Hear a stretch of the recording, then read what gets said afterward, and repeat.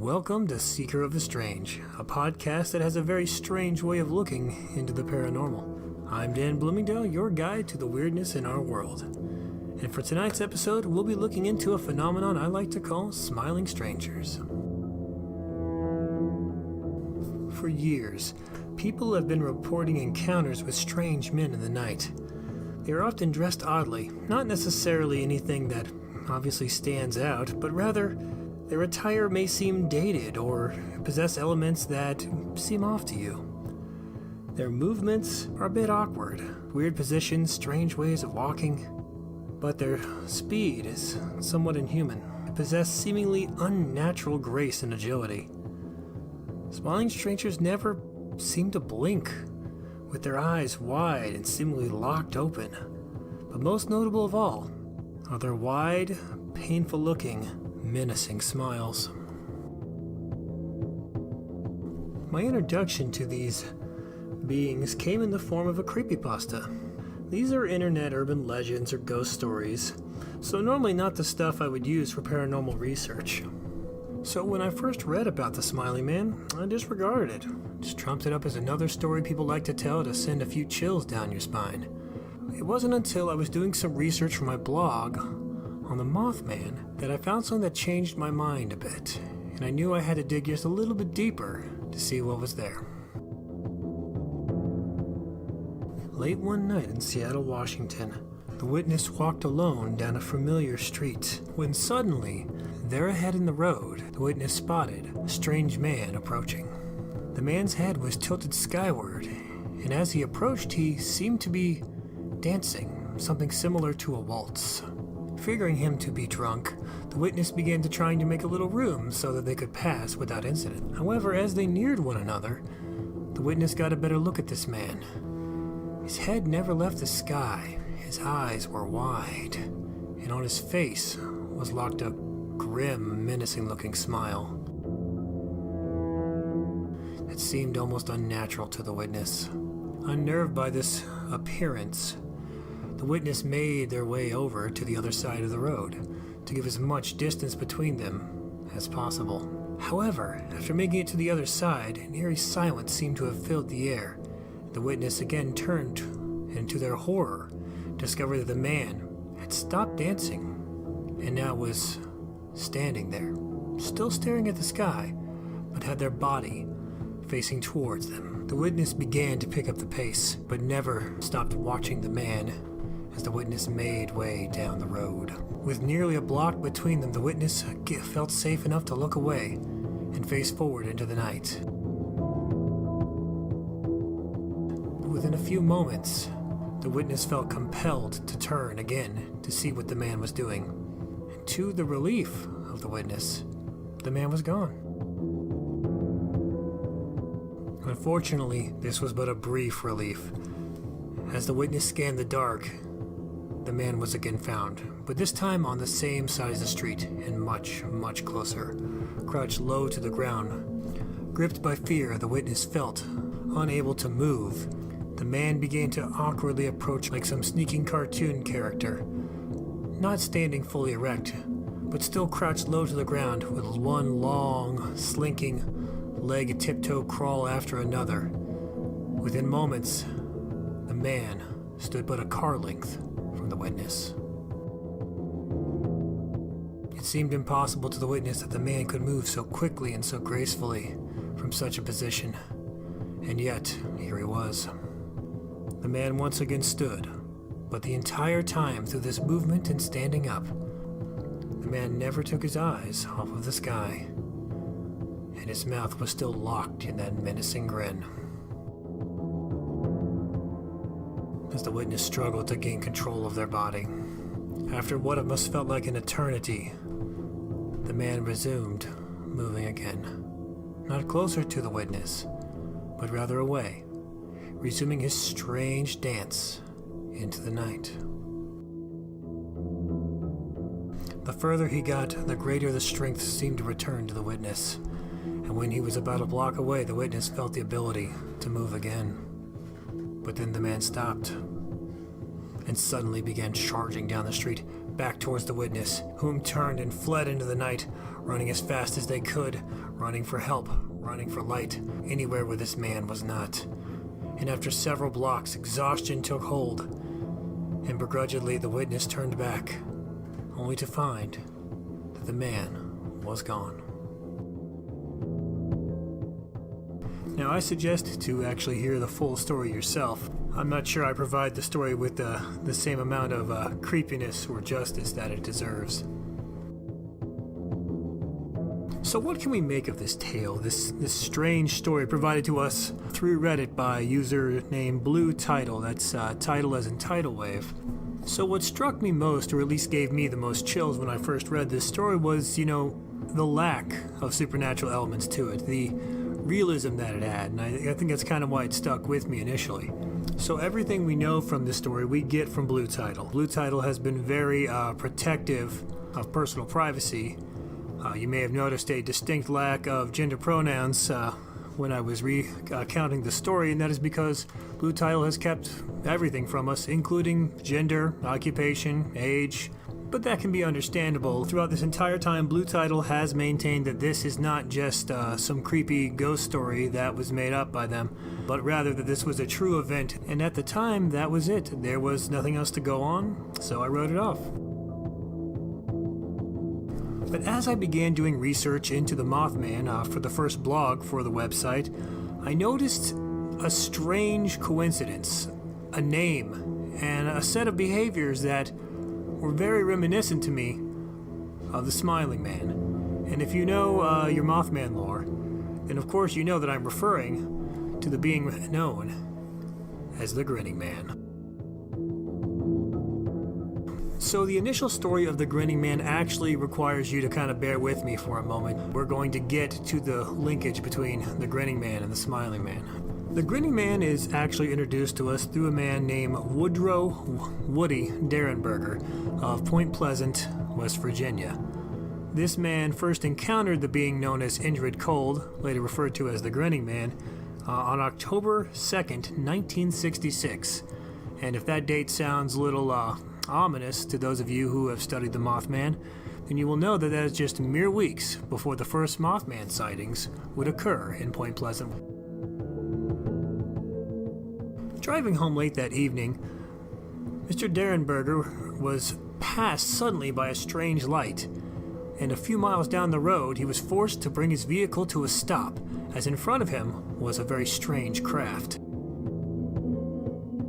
From the craft emerged a very human-looking man, with dark hair, wide eyes, and a massive grin. He spoke to Mr. Derenberger, but not through his mouth, but into his mind. He introduced himself as Indrid Cold, and that he meant Woody no harm. He also indicated to Woody that he would be back again to visit with him, and that he should share his story with others so they would know about Indrid Cold. Now, prior to these events, Woody had lived a rather unremarkable life as a salesman in Point Pleasant. But after that night, all that would change. He took his story to the local papers in Point Pleasant and eventually even ended up on a local TV station where he was interviewed. I suggest checking it out on YouTube to hear his remarkable tale in his own words.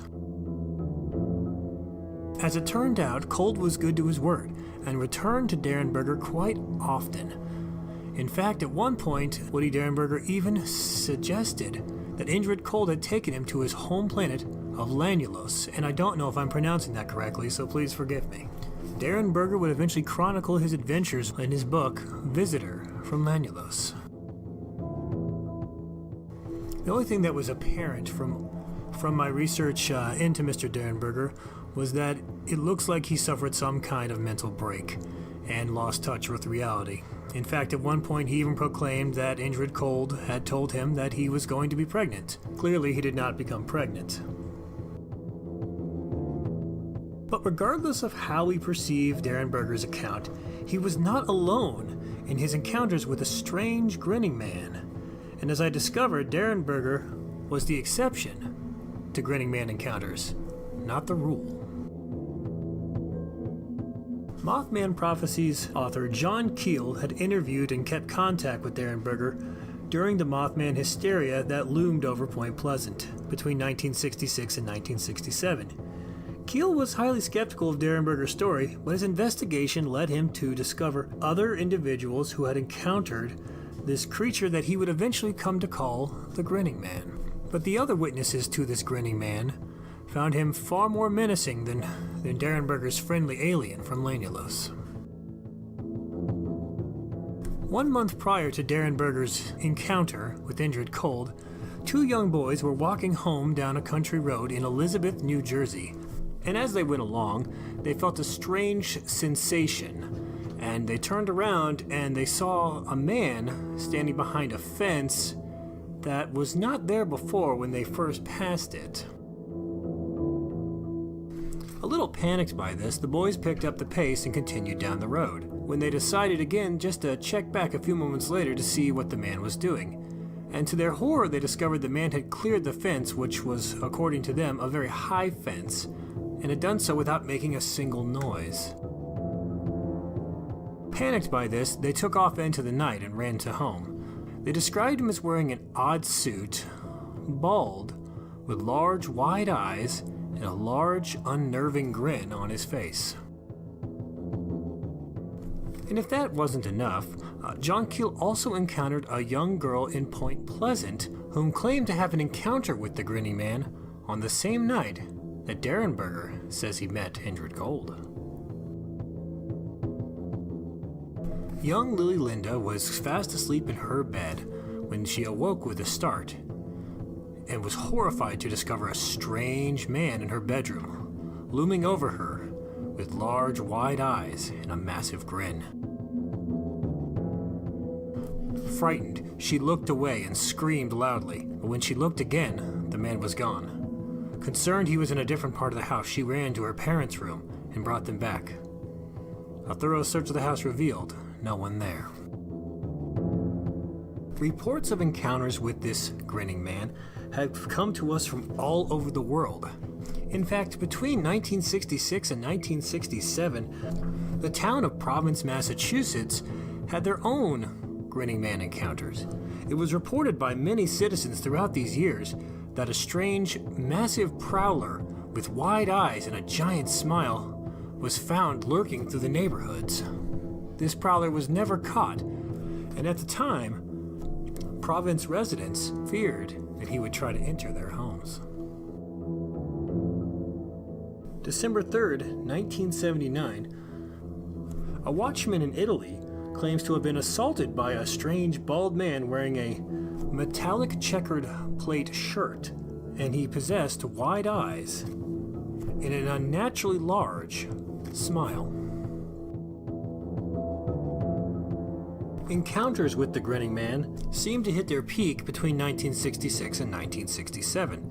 However, in subsequent years, reports of the Grinning Man were sporadic, with encounters in the 1970s, 80s, 90s, and even into the early 2000s. In fact, the last report of the Grinning Man was in 2009.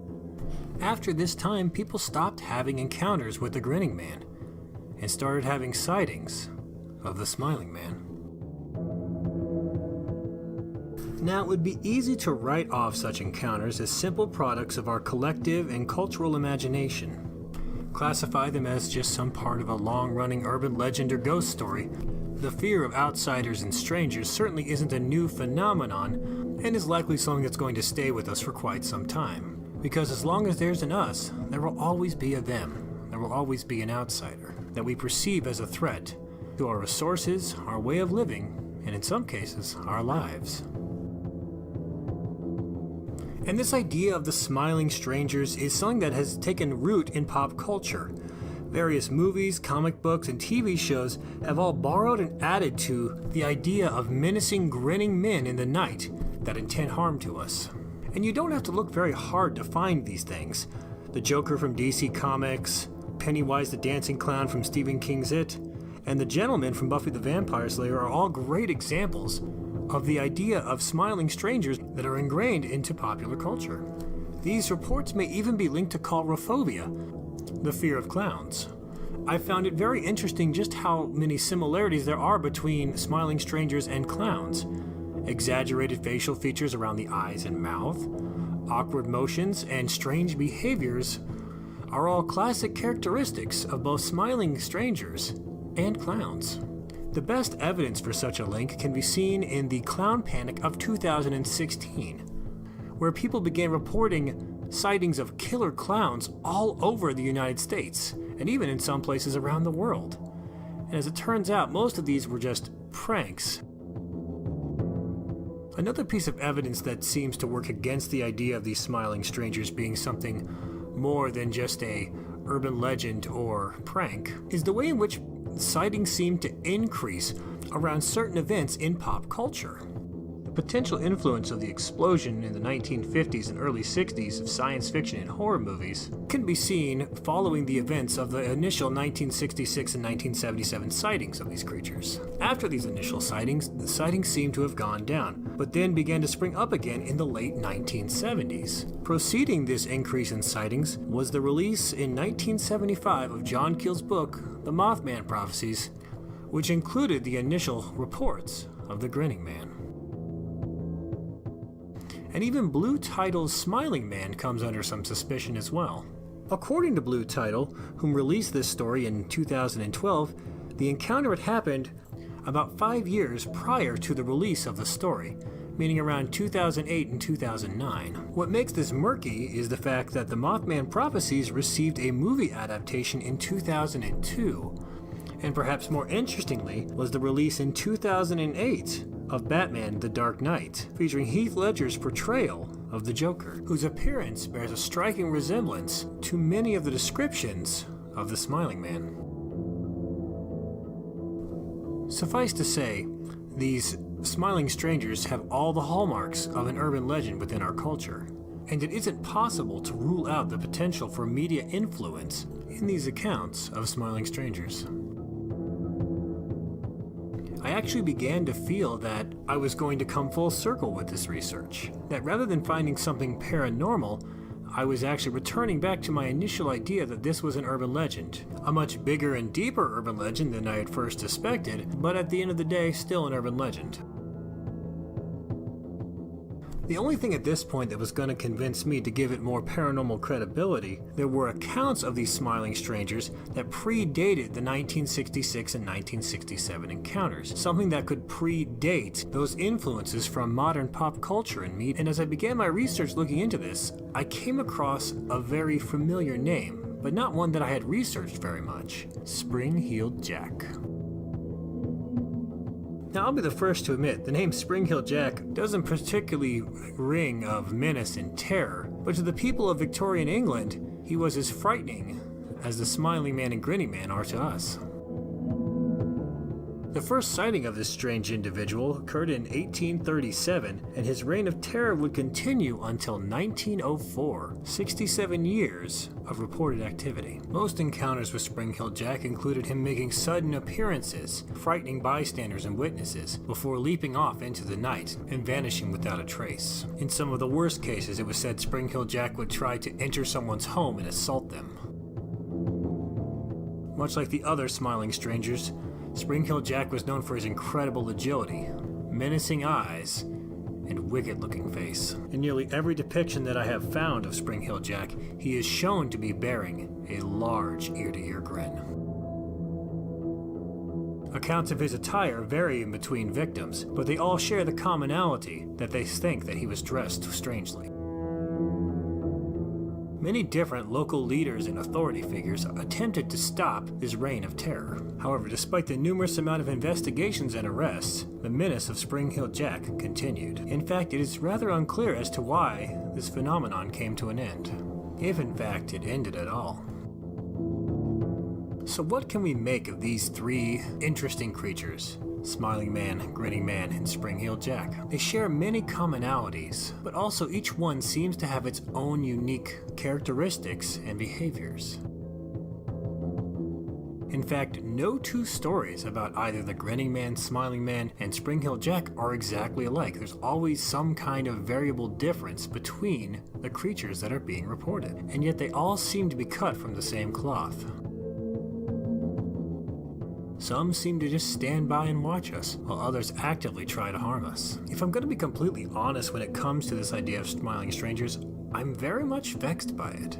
Their sightings don't seem to have any limit, rhyme, or reason. They aren't bound by time, geography, culture, class, education, or gender. Different people in different areas at different times have encountered very similar things. And traditionally, we refer to that as a cultural or social phenomenon, not something paranormal. And yet they remain quite elusive and hard to pin down to any one idea. I can't even seem to find a proper classification for it. That's why I decided to refer to them as smiling strangers, giving its own designation. Spring Hill Jack was viewed as either a ghost or a demon, depending who you asked back in the Victorian era. Meanwhile, the Grinning Man is associated with the Mothman, and is often believed to either be an extraterrestrial or some kind of extra-dimensional being. And as for the Smiling Man, he's viewed as anything from some kind of random madman to something more akin to like a horror like Slender Man.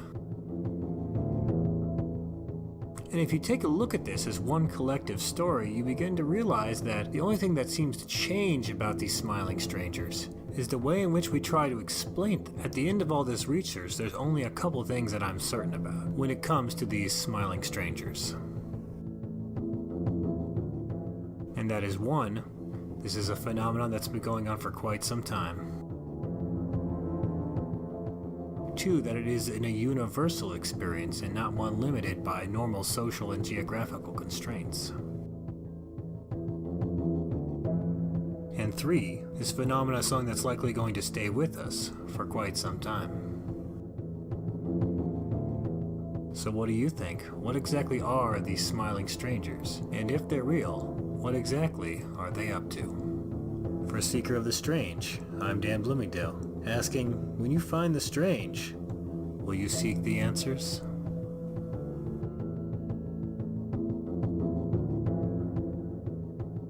The Seeker of the Strange podcast, blog, and website are created, produced, and researched by Dan Bloomingdale. Musical track, Don't Look Back, created and performed by Brian Schmaltz.